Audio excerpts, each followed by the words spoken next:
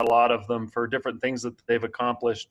I just wondered if there's somebody on this offense that you feel like has maybe been an unsung hero, maybe somebody who hasn't been as recognized that deserves more credit for what they're doing for your offense.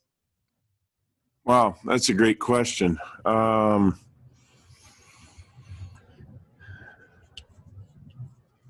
Quarterback, maybe? No, I'm just kidding.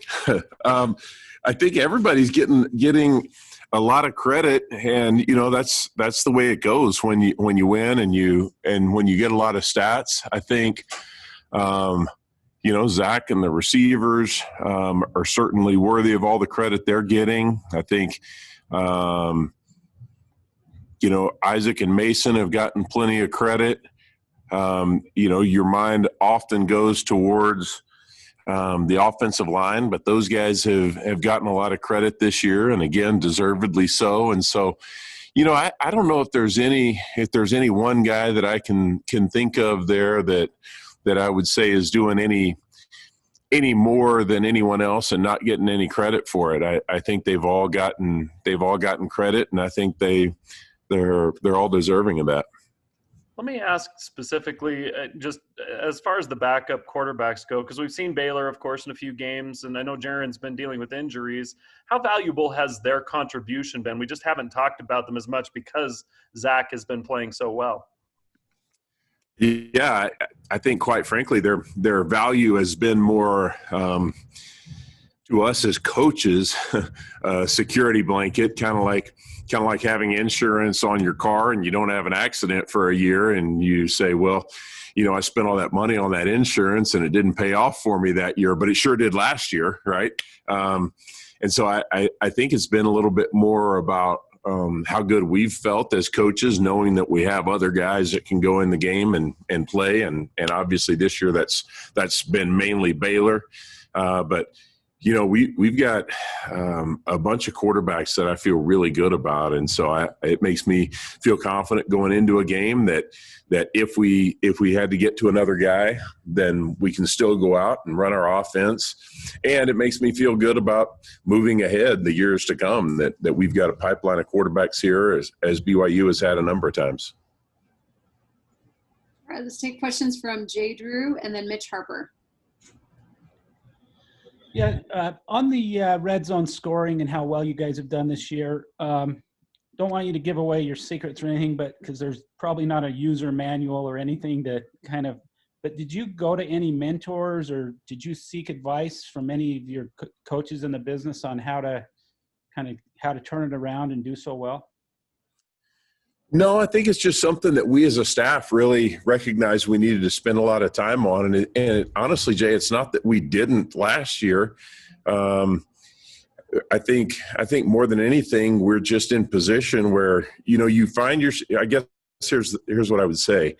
You find yourself in position in the red zone where you're dealing with tougher situations. And so it creates challenges because you don't have as much space to operate in, particularly in the passing game.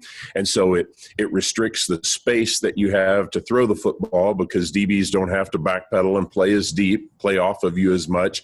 It also constricts your running lanes because those same defenders can play closer and tighter to the box, and you typically get more man coverage and more blitz looks down there.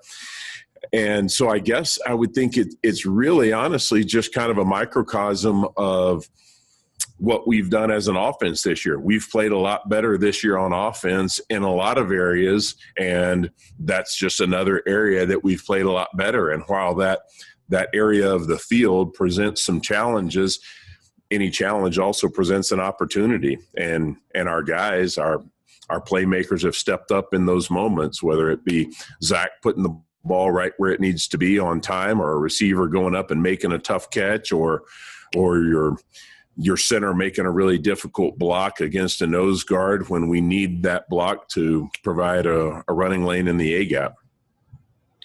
And just a follow-up regarding Zach and the interest he's drawing even from the NFL, are scouts or GMs or anybody hitting you up, or is that even allowed to talk about Zach? And how often maybe are you approached a week? Yeah, yeah, those guys are beginning to talk to us, and I would say, Coach Roderick deals with more of those guys than I do, with him being the guy who spends 99% of the time with Zach and is his coach. And again, I can't say enough about the job that he's done with him and all of our quarterbacks this year.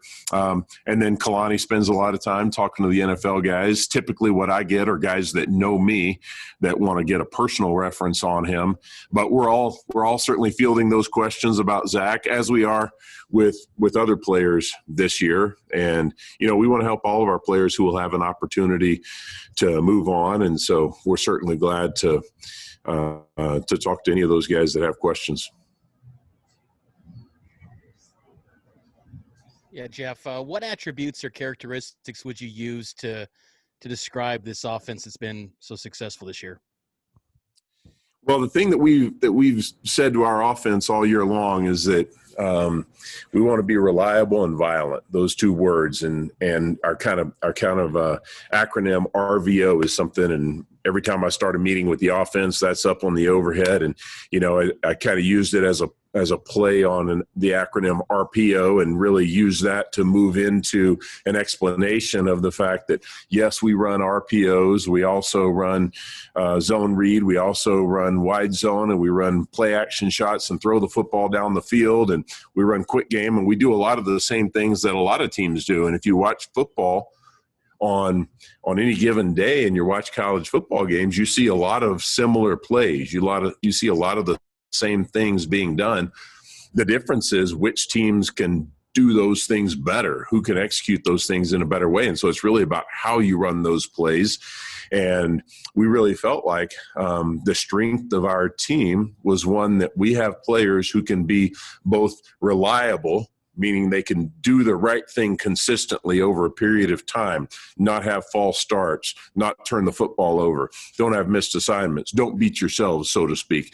And at the same time, play with violence and aggression, whether that be double teaming a big three technique out of the B gap, or whether that be a running back running with violence and running over a safety to turn a 8-yard gain into a 15-yard gain, or whether it's Gunner or Dax blocking on the perimeter or going up and making a play, or Zach getting hit and popping up and acting like it doesn't bother him at all. I think that I've been around a lot of offenses who have one or the other of those two things. They can be consistent, but they don't really play with violence and aggression, or they can play tough and physical, but they can't keep from beating themselves because they turn the ball over or have foolish penalties. And so I think the combination of those two things, and really being able to rely on players who are capable of playing that way, has been the difference for us this year. And Jeff, in a lot of years since BYU's been an independent, once they get to the month of November, a lot of questions get asked about, what are you guys playing for in a year where you're undefeated? What are the goals right now for this team this late in the season? Well, I think it's obvious that when you're undefeated, you want to stay undefeated, and we don't talk about that a whole lot with our guys. But I have talked with our offense a little bit about teams that I've been on where we were really playing for something late in the year, and I have referenced the Auburn team that I was on, and how that team that I was a part of had individuals on it who had this competitive spirit about them, and recognized that every week, when you're undefeated, every week the game means a little bit more. And they were willing to pay the price and work hard that week and earn the right to play well, so that they could hang on to that thing that they had, that hope of being in a great position at the end of the year. And so I have talked about that a little bit, maybe on a Monday, where we're kind of talking about where we are as a team and what just happened in the previous game. But then we quickly flip to, right after Monday's practice is over, I always remind them that game is over, and the only thing that matters now is this game at hand this week. And until we finish that game on Saturday, we don't ever talk about the season. We don't ever talk about being undefeated. We don't ever talk about any games down the road or any games behind us. We just talk about playing a 1-week season. We're 0-0 right now in our minds, because all that matters is how we play this week. And so, yeah, I think we are playing for something a little bit more.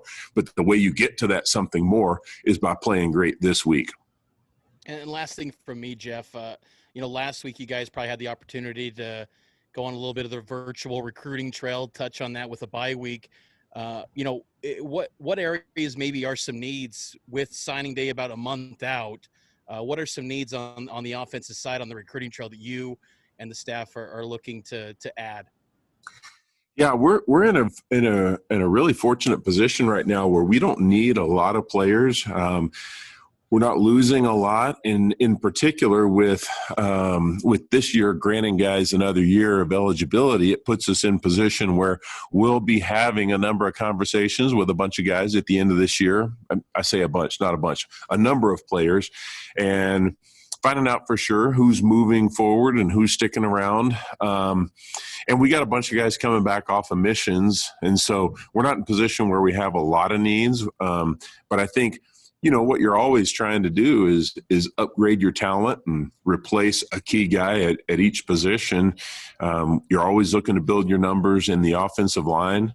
And then you're always looking for a great skill player who can come in and add to your roster. And so I wouldn't answer your question by saying we have a particular need at any one spot. We're just trying to upgrade our talent level a little bit at each area and just replace the few guys that we will be losing. And we're actually in pretty good shape with the number of guys we have committed right now. All right. I think that's it, Coach. Thanks. We appreciate you joining us. All right.